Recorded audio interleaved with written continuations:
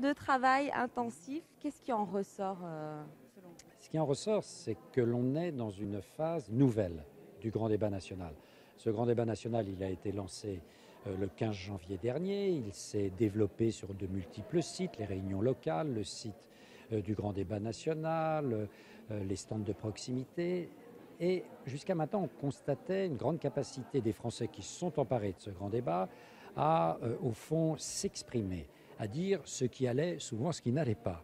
Là, on est dans autre chose. On est dans un exercice qui dure sur une journée et demie, où après l'expression, on a entendu hier tous les habitants du Grand Est qui ont accepté de rentrer dans ce processus, exprimer leurs inquiétudes, leurs attentes, et puis maintenant, on délibère, c'est-à-dire qu'on écoute l'autre patiemment, on définit les zones de consensus, les zones de dissensus, et après, on vient de l'entendre dans cette phase de restitution qui vient d'avoir lieu, et bien ensuite, on rentre dans un processus de co-construction, de solutions. Et ce qui est très frappant de voir, c'est que nombre de citoyens sur le terrain de la démocratie, de la transition écologique, sur la fiscalité, font des constructions de solutions extrêmement charpentées.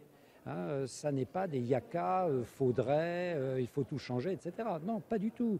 On l'a vu par exemple sur la nécessité d'imaginer un cursus très cohérent de formation citoyenne qui irait de la maternelle jusqu'à la terminale. On l'a entendu sur les politiques proposées de certification du caractère écologique, carboné ou non des différents produits. Les gens rentrent dans le détail avec une grande imagination citoyenne. Alors ensuite, ça fixe la barre très haut pour les politiques.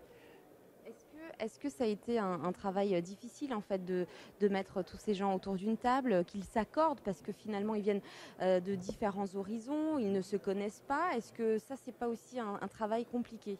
Le travail n'est pas si compliqué que ça. Bien sûr, il faut monter cette procédure. Et la mission du Grand Débat National a très bien travaillé pour d'abord sélectionner. Voilà. Mais au niveau des tables, ça se passe bien. Et les gens, vous avez interrogé, là, les 80 et quelques citoyens du Grand Est qui sont là, ça se passe bien. Les gens admettent leurs différences. D'abord, ils s'écoutent. Personne n'a claqué la porte. Personne n'est sorti en hurlant. Quand vous regardez les smileys au fond de la salle, vous apercevez que les smileys extrêmement positifs l'emportent très nettement sur les smileys négatifs. C'est-à-dire que les citoyens, quand on les met en face à face, autour d'objets précis pour construire des solutions, ils s'écoutent et ils savent dépasser leurs différences. C'est-à-dire ils deviennent des citoyens dans un espace public qui discutent et qui proposent des solutions. Et là, ça s'est passé très bien. Mais la semaine dernière, j'étais en Île-de-France, il y avait l'équivalent de cette conférence citoyenne qui se tenait au Grand Palais à Paris. C'était la même chose. Et pourtant, il y a une semaine, nous étions entourés d'une manifestation phénoménale qui mettait à mal les Champs-Élysées et d'autres quartiers de Paris. C'était pas grave. Les 130 citoyens d'Île-de-France continuaient à travailler aux solutions démocratiques pour le pays. Justement, Monsieur Perrineau, et après, parce que certains sont inquiets, ils ont l'impression que peut-être qu'ils ont travaillé pour rien, ils ne savent pas si tout ce processus va aboutir à quelque chose. Alors, après, ça va être dans quelques semaines, quand il y aura un compte-rendu précis des millions de choses qui se sont dites depuis des mois au travers du pays. Donc il faut donner tout de même un peu de temps à l'analyse. Si on veut avoir une analyse sérieuse. Alors, je crois que début avril, on aura les premiers comptes rendus vraiment charpentés, précis, de ce qui s'est dit dans l'ensemble du territoire national. Ensuite, ça sera, une fois que la démocratie citoyenne, au fond, sera exprimée pendant 2 mois, ça sera à la démocratie représentative d'apporter des réponses. À ce moment-là, les garants se retireront sur la pointe des pieds.